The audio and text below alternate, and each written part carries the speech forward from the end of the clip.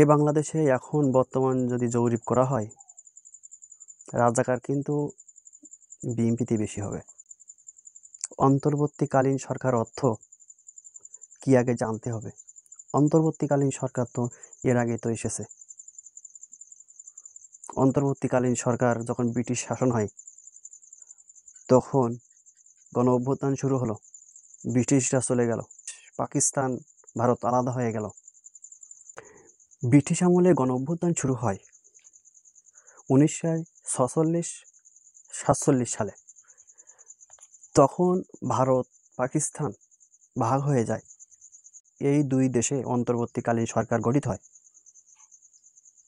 তারা কিন্তু এসে আগে দেশটাকে সংস্কার করছে, তারপরে নির্বাচন দিছে সুষ্ঠুভাবে, নির্বাচন দিয়েই অন্তর্বর্তীকালীন সরকার বিদায় নিছে। এখন আমরা ফ্যাসিস্ট বিদায় করছি, এখন আমরা নতুন করে এই অন্তর্বর্তীকালীন সরকার অর্থ কি জানেন? এই অন্তর্বর্তীকালীন সরকার কখন আসে?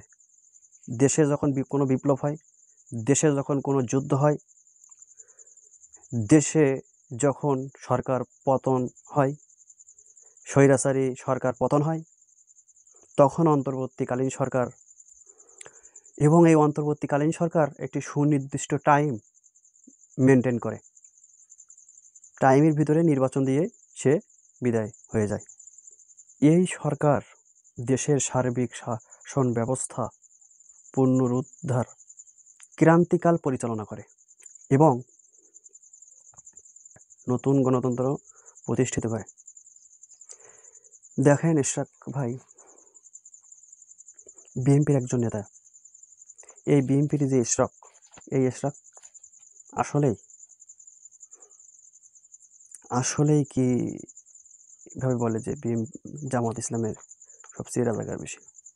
অন্তর্বর্তীকালীন সরকার থাকা অবস্থায় এই জন্য বিএনপি নেতা কর্মীগুলো উঠে পড়ে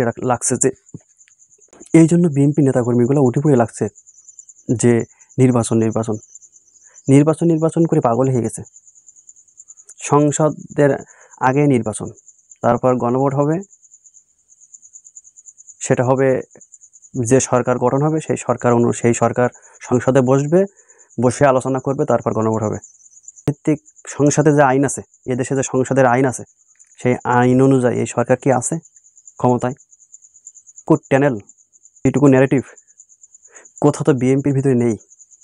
তারা কোনো শব্দকে অপব্যাখ্যা করে, তারা যে কোনো শব্দকে অপব্যাখ্যা করে, তারা নিজেরা পাগলামি তাল করে, পাগলামি বক্তব্য দেয়। এটা কিন্তু বিএনপির সর্বনাশ ডেকে আনছে।